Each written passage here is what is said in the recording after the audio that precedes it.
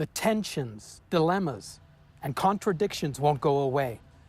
So enjoy the walk and relish the points of interest, the city's vertebrae, along the spine of Montreal. Mackay L. Smith. Welcome to Montreal Street Signs.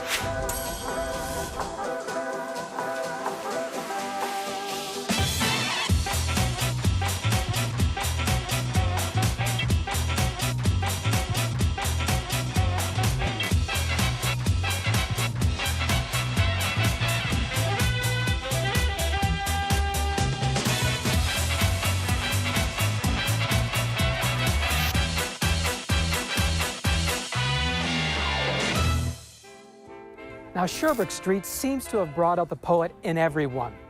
The best-loved street in Canada, Hugh MacLennan. That endless street, a chameleon street, a jungle street, Regine Robin. A slippered scar, Claude Beausoleil. Or this from Montreal's Mavis Gallant, lined with gigantic spreading trees through which light fell like a rain of coins.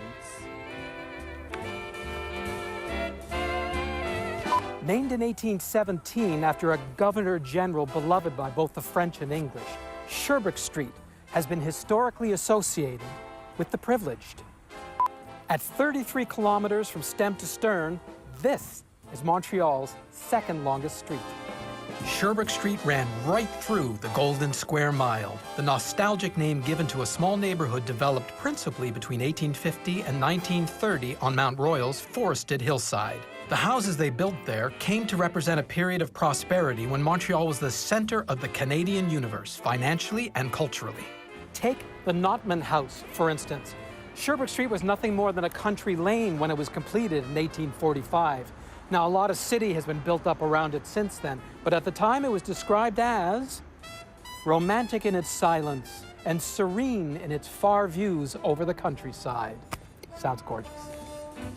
Today, it's the only surviving residence of its era left on Sherbrooke Street. Remarkably, the original house had a courtyard open to the elements and filled with greenery.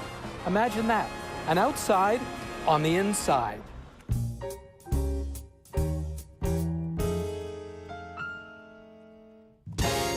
Priests from the Order of Saint-Sulpice arrived from Paris with a mission: spread Christianity in the New World. The Fort de la Montagne was constructed in 1685 to protect them from Iroquois raids and, they believed, the spread of witchcraft. At that time, the structure contained 4 bastions and a series of ramparts and palisades. All was destroyed except for these high stone towers in 1854. And they're among the oldest structures on the island of Montreal. In 1970, in fact, they were declared National Historic Sites in Canada.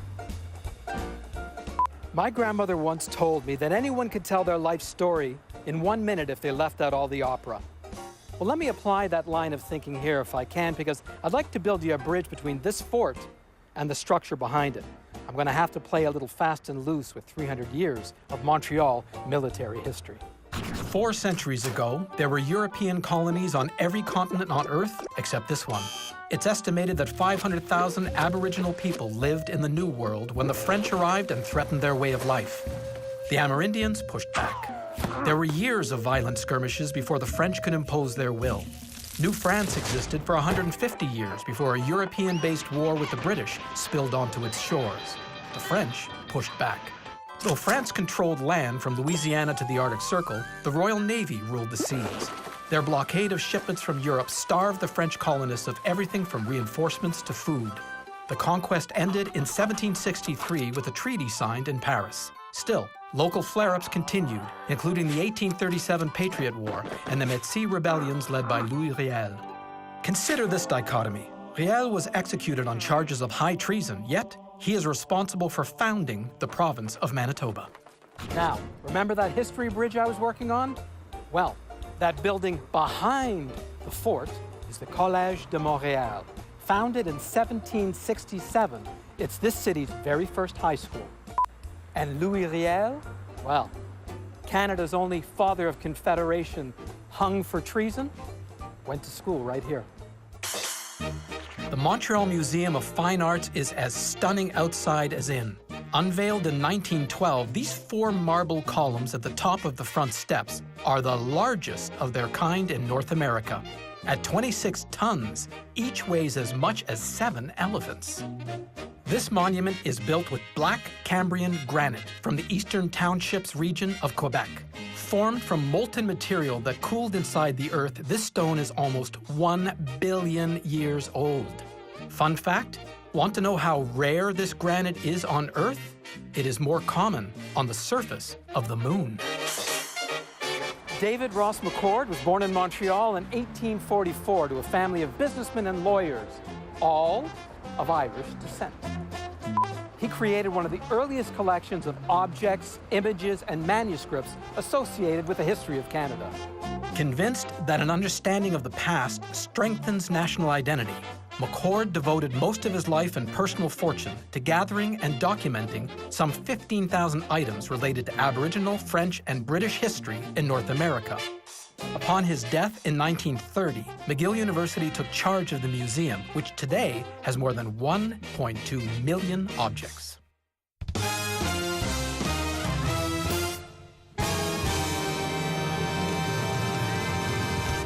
There used to be lineups around the corner of Sherbrooke and St. Lawrence in the 1870s. That's because Montreal's first zoo, Gilbean's Gardens, lived here. Patronized by thousands, it proudly advertised beasts, birds, and reptiles.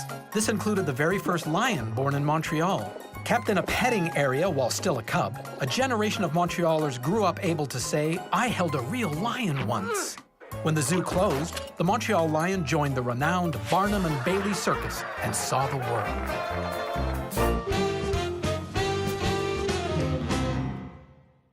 Excuse me, random stranger? Today our audience is interested in learning a little bit about weather conditions in Montreal. Well, there are 11 hardiness zones in North America, one being the coldest. Montreal is a 5, and that helps determine the plant life you see growing on the mountain and on your front lawn. That wasn't my question. I'm sorry, go ahead. I decide when I ask. What in history is the lowest temperature ever recorded in the world? Minus 89.2 degrees Celsius at a Soviet Antarctic station in 1983. You know what this is called? Right here? You know what this is? You got me there.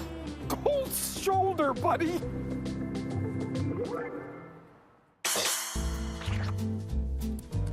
There are 3 acclaimed universities on Sherbrooke Street: the French language UQAM and the English language McGill and Concordia universities. Although the youngest of the trio, founded in 1969, UQAM ranks among the top research universities in Canada, notably in the social and natural sciences, public health, and creative arts. In these sectors, UQAM's influence extends to Europe, Africa, Asia, and South America. For this reason, every year it welcomes over 2,200 foreign students from 80 countries. With its brief addition of the Télé-Université in 2005, UQAM's student population, close to 60,000, made it the largest French-speaking university in the world. Concordia is Montreal's motto and means salvation through harmony. Although the roots of its founding institutions go back more than 160 years, Concordia University was formed on August 24, 1974, through the merger of Loyola College and Sir George Williams University. The university's John Molson School of Business is consistently ranked within the top 10 Canadian business schools and within the top 100 worldwide. Ranked in the top 20 universities of the world, McGill was founded in 1821 and bears the name of its benefactor, James McGill. Notable alumni include 11 Nobel laureates, 136 Rhodes Scholars, the most in the country, 3 astronauts, 2 prime ministers, 13 justices of the Canadian Supreme Court, 4 foreign leaders, 9 Academy Award winners, 3 Pulitzer Prize winners, and 28 Olympic medalists. Fun fact, Concordia University has one of the largest part-time night enrollments in the country. And when they asked students to come up with a catchphrase to celebrate that fact, somebody came up with, "Put a little class in your nightlife." And it became their official campaign. Is that really all you want to say about education in Montreal? Miss Kaylee, Because we have 11 university-level institutions, 4 of them considered world-class. More than 17,000 foreign students study here. We're the second largest city in North America for the number of students per capita. And for every 100 university degrees awarded in Canada, 25 of them are right here in Montreal. I was gonna get to all that, seriously. And put a little class in your nightlife. Didn't you write that line? Yes. Well, no one likes a show-off. Yes, Miss Kaylee. I hope she doesn't write a letter to my parents. Again. The Montreal Biodome began its life as the cycling facility for the 1976 Olympics. By 1992, it had reinvented itself, a vibrant example of the circle of life. Biodome means house of life, and when it opened, its ecosystem concept was a world first. It still has no equal in the faithful and complex way it represents the natural environment. Founded in 1910, Montrealese dreamed of becoming a garden community for families. But World War I had other ideas, and soon petroleum refineries and industrial plants were springing up all over town. Trucks came and went, but Sherbrooke Street wasn't even paved until the 1930s. Today, quarries, cement plants, petrochemical operations produce everything from limestone to jet fuel. The challenge with any series like this one is, how do you keep a long story short and retain all the emotion, especially with history like this?